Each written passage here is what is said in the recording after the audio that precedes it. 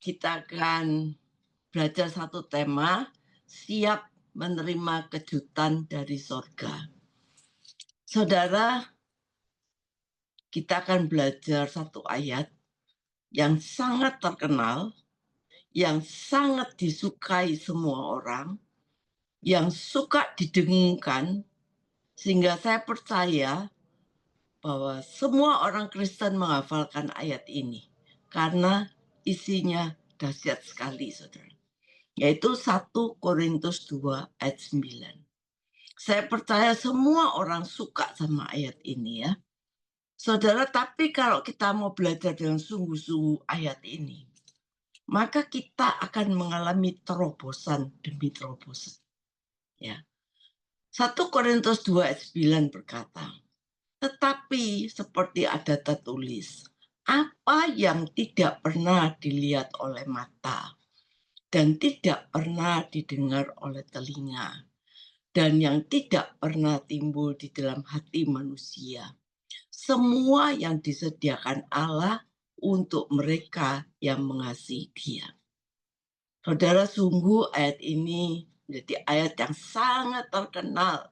Semua orang percaya tahu ayat ini dengan sungguh-sungguh dihafal, saudara. Sekali lagi kita katakan firman ini kalau dalam bahasa sehari-hari begini ya. Apa yang matamu belum pernah lihat, apa yang telingamu belum pernah dengar, dan belum pernah muncul di hati dan pikiranmu, semua disediakan Bapa di surga buat kita semua yang mengasihi Dia.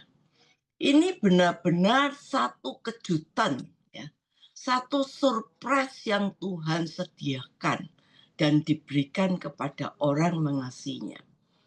Saudara, ayat ini menekankan bahwa apa yang disediakan Allah untuk orang yang mengasihinya adalah sesuatu yang sangat luar biasa, yang tidak dapat dibayangkan oleh manusia.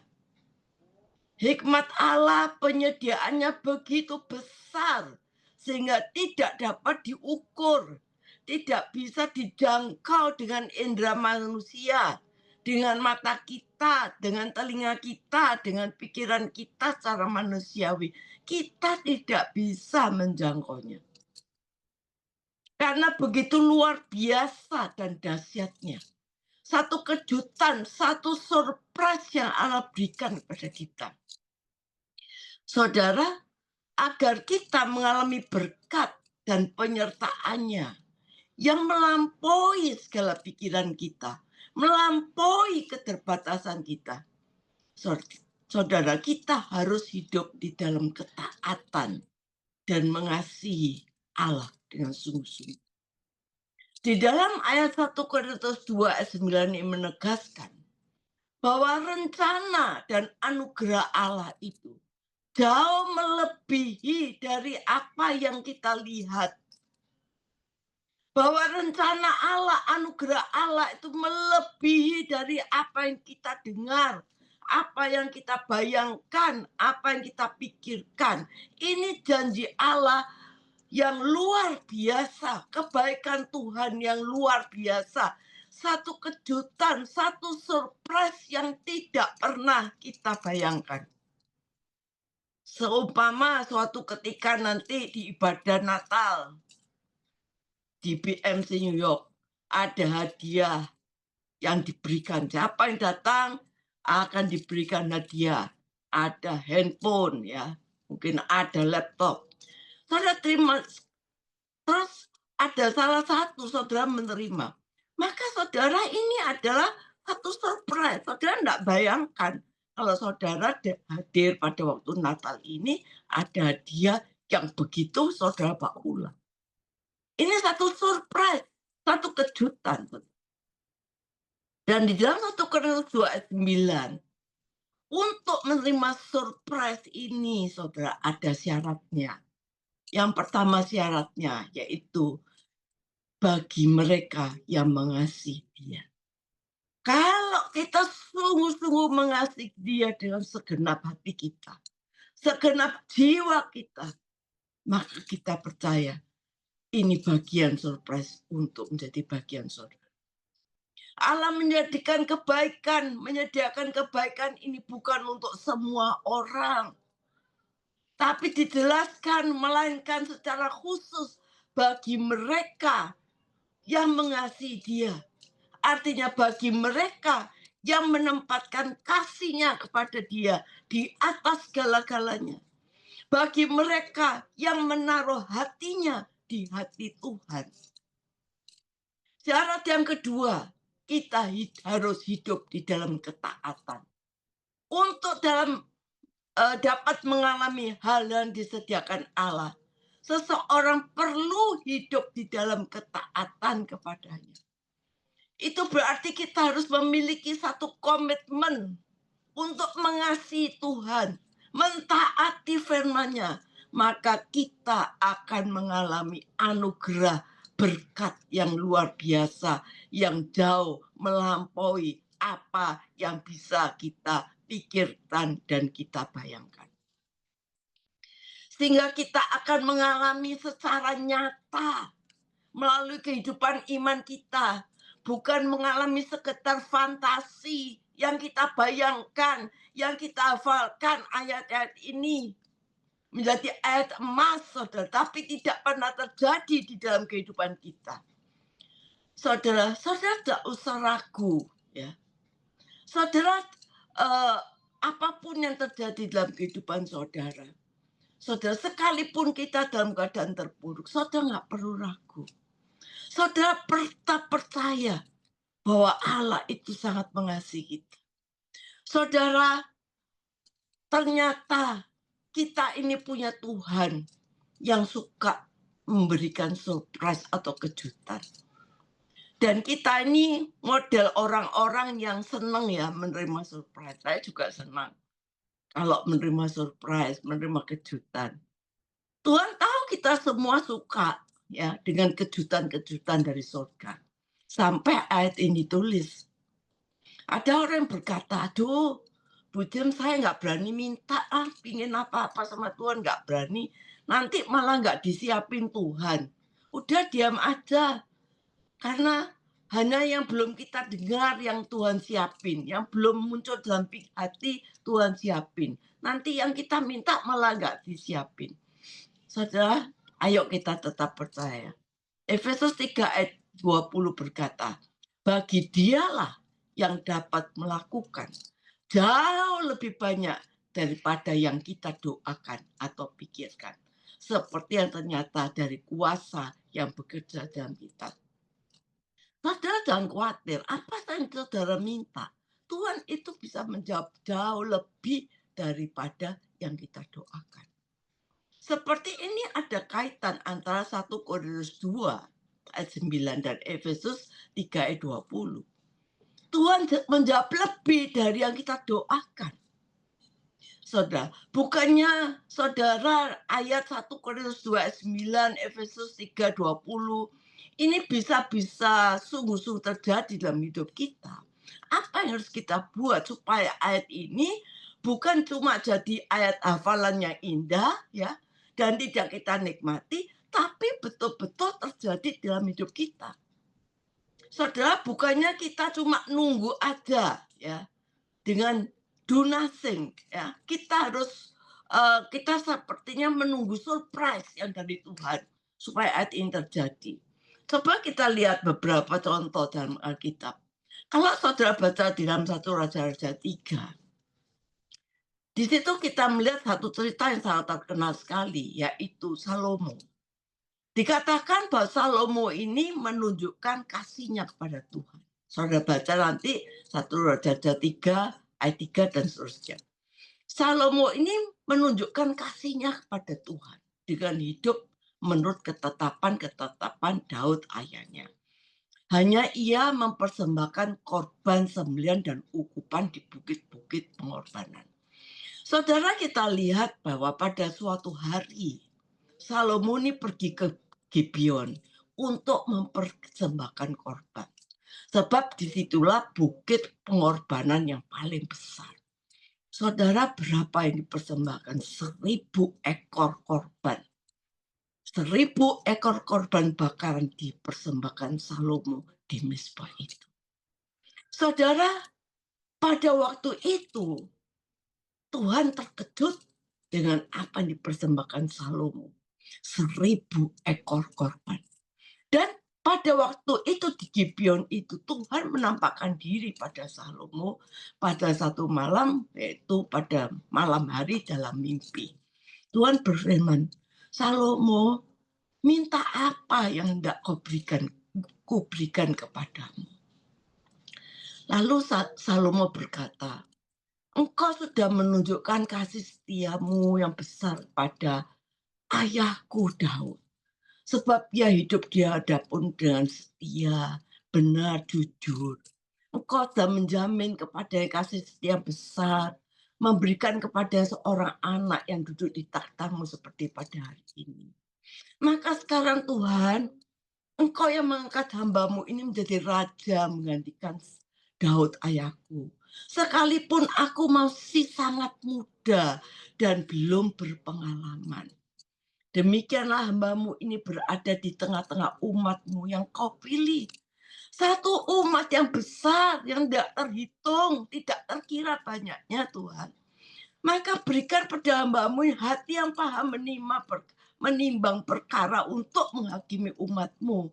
Dengan membedakan mana yang baik dan yang jahat. Sebab siapa yang sanggup menghakimi umatmu yang besar ini? Lalu ada baik di mata Tuhan. Bahwa Salomo meminta demikian. Jadi berfirmanlah Tuhan kepadanya. Oleh karena engkau telah meminta hal yang demikian. Tidak minta umur panjang. Tidak minta kekayaan. Tidak meminta nyawa musuhmu. Melainkan pengertian untuk memutuskan hukum. Maka sesungguhnya aku melakukan sesuai dengan permintaanmu itu. Aku akan berikan kamu hati yang penuh hikmat dan pengertian. Sehingga sebelum engkau tidak ada seorang pun seperti engkau. Dan sesudah engkau tidak akan bangkit seorang pun seperti engkau. Dan apa yang tidak kau minta, yang tidak kau minta, gitu Tuhan bilang, aku berikan juga kepadamu. Baik kekayaan, kemuliaan, sehingga panjang umurmu takkan seorang pun seperti engkau di antara raja-raja. Jadi jika engkau hidup menurut jalan yang kutunjukkan dan tetap mengikuti seperti ketetapan yang kuperintahkan seperti Daud ayahmu, maka aku akan memperpanjang umurmu. Saudara kenal benar cerita Salomo. Dia mempersembahkan 1000 korban. Saudara semalaman dia tapek, saudara. Potong 1000 ekor korban, saudara. 1000 loh, saudara. Saudara. Dan Tuhan datang minta apa Salomo? Saudara. Dan Salomo luar biasa. Buat hari ini dia minta hati untuk memuliakan Tuhan. Sekarang apa yang mau aku perbuat untukmu? Waktu Salomo ditawari itu, Salomo bilang, Tuhan, aku kan masih muda. Aku harus menggantikan papaku yang sudah kau panggil untuk memimpin bangsa besar ini. Papaku sudah membawa bangsa ini sampai ke puncaknya. Ini tidak gampang loh Tuhan untuk meneruskan ini yang disuruh sama papaku ini Tuhan. Ini cerita kasarnya gitu. Terus Tuhan, kalau Tuhan berkenan, aku cuma minta satu. Apa nak? Gitu. Tuhan bilang, Salomo bilang, give me your wisdom. Berikan aku hikmat. Saudara, permintaan Salomo ini mengagetkan Tuhan. Saudara tahu gimana Tuhan kaget. Pikir Tuhan mungkin masih muda, ya Salomo ini minta kekayaan, minta umur panjang, ya. Tapi Salomo cuma minta satu, hikmat. Yang diminta Salomo ini tidak diperkirakan surga, saudara. Apa yang diminta Salomo ini mengagetkan surga. Karena pada awal Bapak menawarkan mau minta apa. Saudara, rupanya surga ini sudah punya list yang umum, yang standar. Kalau orang belum punya anak, ada listnya, pasti minta doanya punya anak. Yang belum menikah, pasti minta jodoh. Ini yang standar. Yang utangnya banyak, pasti minta berkat untuk melunasi hutangnya. Yang sakit, minta kesembuhan. Yang buta, minta supaya melihat. Yang rumah tangga hancur, minta dipulihkan. Ini sudah list di surga, ada standar umum.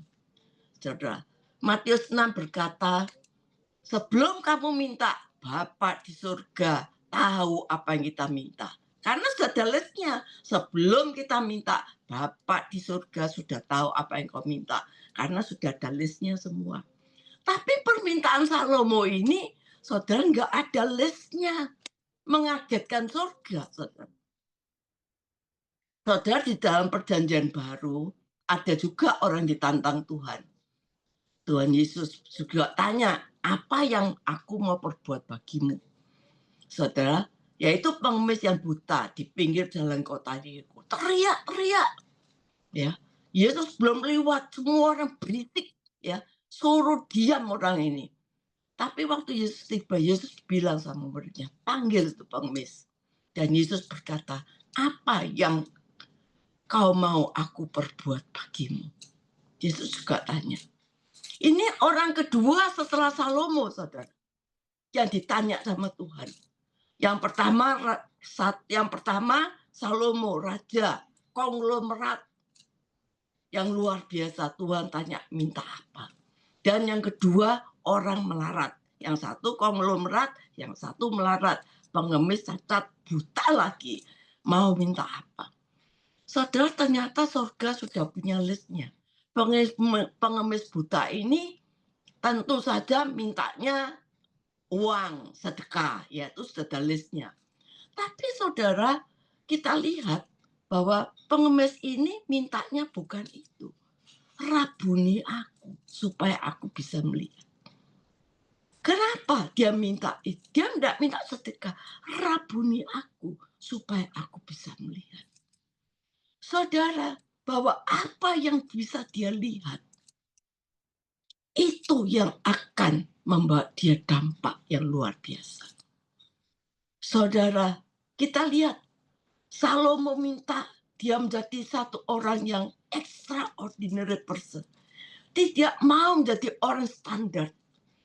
Dia ingin bikin surprise. Saudara, kita lihat. Aku akan membuat engkau sebelum engkau. Tidak ada orang seperti kamu. Saudara, kita percaya. Di luar permintaan Salomo, karena apa? Karena Salomo sudah kasih surprise surga. Dia memberikan, saudara, 1000 korban. Maka Tuhan juga akan memberikan surprise kepada Salomo. Apa yang tidak kamu minta? Kekayaan, umur panjang, nyawa musuhmu, aku berikan kepadamu. Saudara, sadar enggak? Perikop ini mengajarkan kita supaya kita di dalam 1 Korintus 2 ayat 9 bukan satu ayat hafalan yang kita tunggu dengan pasif. Kapan ya ini terjadi dalam kehidupanku? Kapan kita tunggu? Bukankah Efesus 3 ayat 20 kita tunggu dengan kita tidak melakukan apa-apa. Kita do nothing. Kita hanya tunggu sampai ini terjadi. Kita jadikan ayat emas, ayat hafalan yang kita hafalkan, tapi nggak pernah terjadi. Bukannya kita tunggu terus dari awal tahun sampai akhir tahun, tidak terjadi apa-apa. Dan ini sudah tahun-tahun akhir 2025. Dan saudara belum mengalami ayat ini. Dan nanti akhirnya saudara kecewa, marah sama Tuhan. Saudara, tahun sudah berakhir, tapi janji Tuhan belum terjadi. 1 Korintus 2 ayat 9, Efesus 3 ayat 20. Tapi hari ini firman Tuhan mau mengajarkan kita.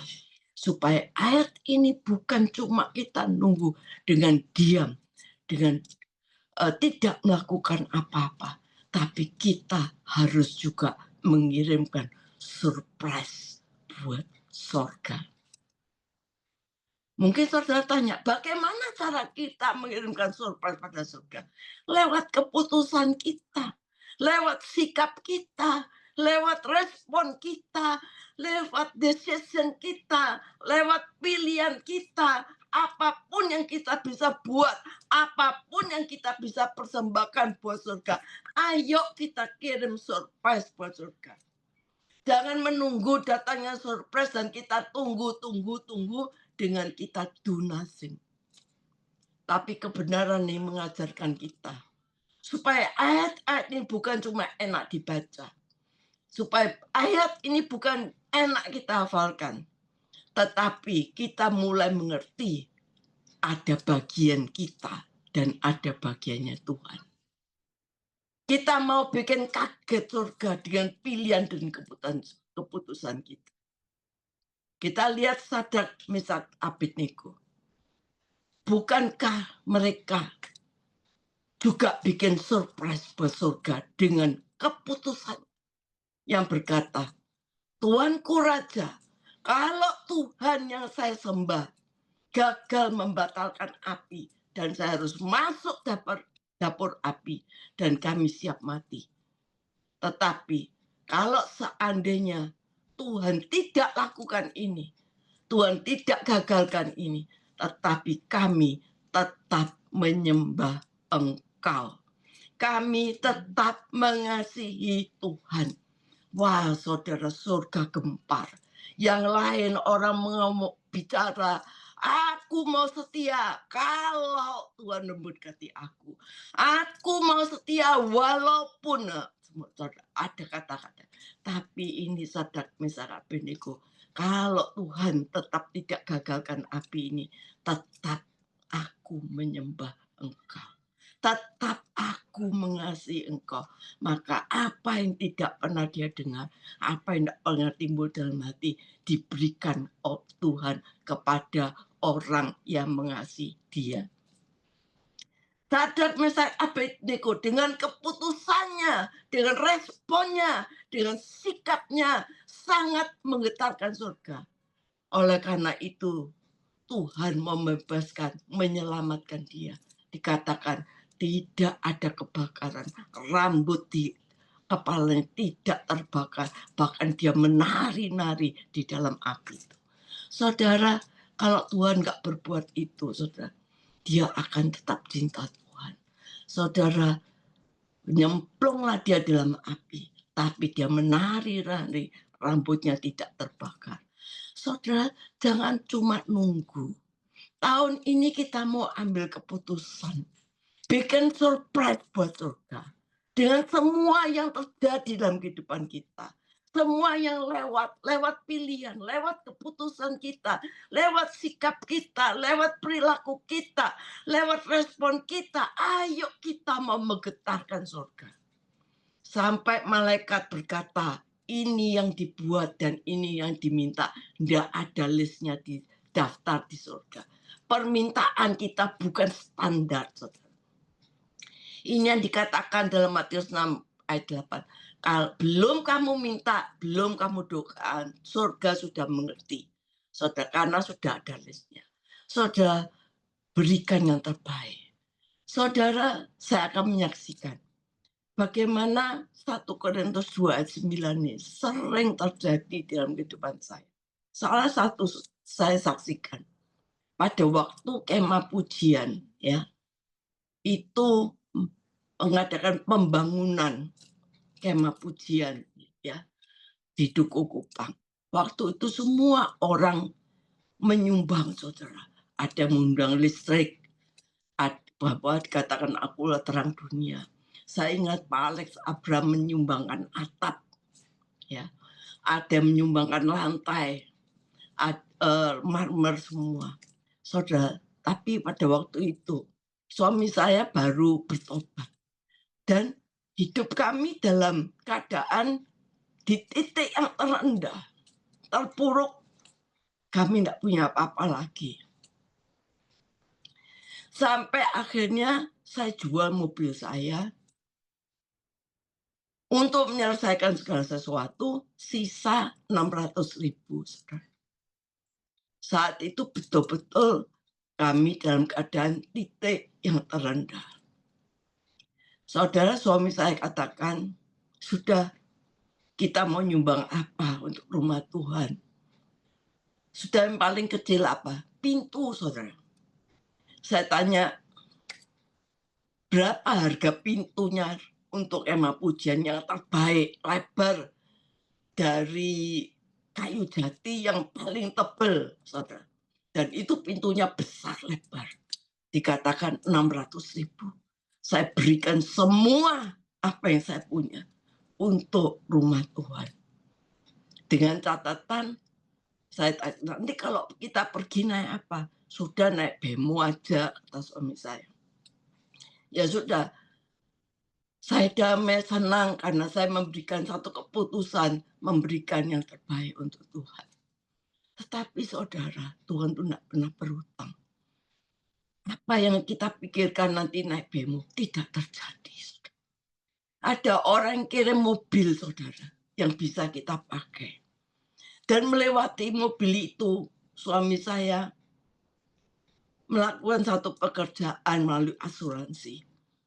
Saudara, pada waktu itu suami saya bilang, Tuhan, kalau Tuhan berkati, sudah enggak apa-apa, 1 bulan 200 juta saja sudah cukup bagi kami. Tapi saudara, Tuhan itu menjawab lebih dari yang kita doakan. Efesus 3 ayat 20. Saudara, Tuhan memberkati kita lebih.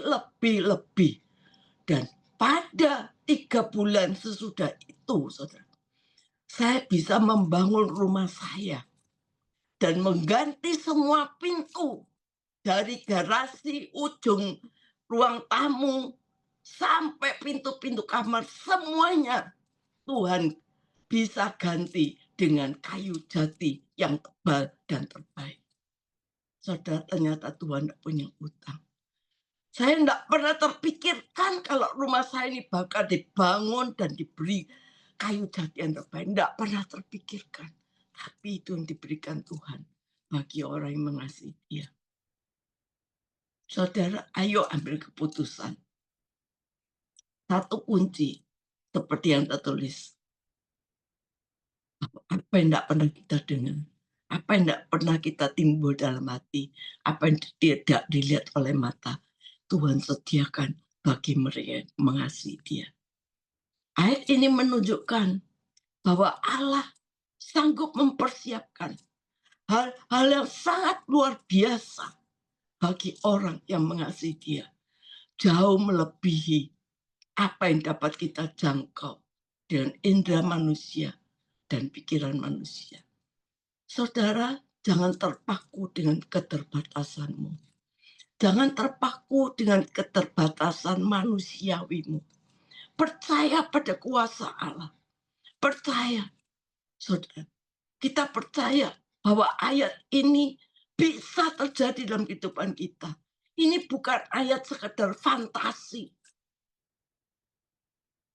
Tapi percaya Tuhan sanggup melakukan ini dengan cara yang luar biasa bagi orang yang mengasihi Dia.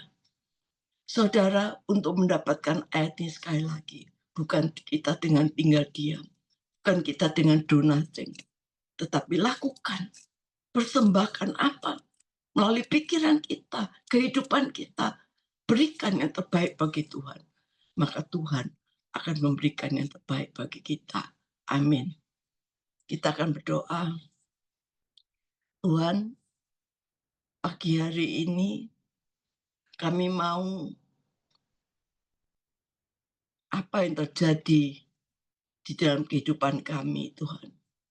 Kami percaya lewat lembah air mata, kami percaya lewat kesulitan kami, lewat segalanya dalam kehidupan kami. Kita tidak mau kecewa, kita percaya kita punya Tuhan yang hidup. Tuhan sanggup melakukan segala perkara dalam kehidupan kami. Tuhan, kami mengenal ayat ini, Tuhan. Tapi kami tidak mau ini cuma menjadi satu ayat hafalan. dengan kita tidak berbuat apa-apa. Tapi biarlah Tuhan, mulai hari ini kita akan punya satu komitmen. Setiap pribadi melepas pribadi, mari kita punya komitmen kepada Tuhan yang menggetarkan surga, sehingga surga juga akan memberikan yang tidak pernah kita pikirkan di dalam kehidupan kita.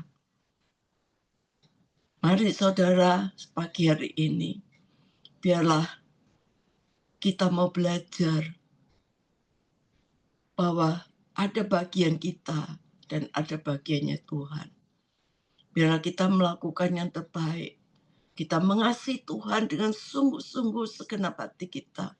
Menghormati Tuhan dengan sungguh-sungguh dengan segenap hati kita. Maka ayat ini akan menjadi bagian dalam hidup kita. Amin.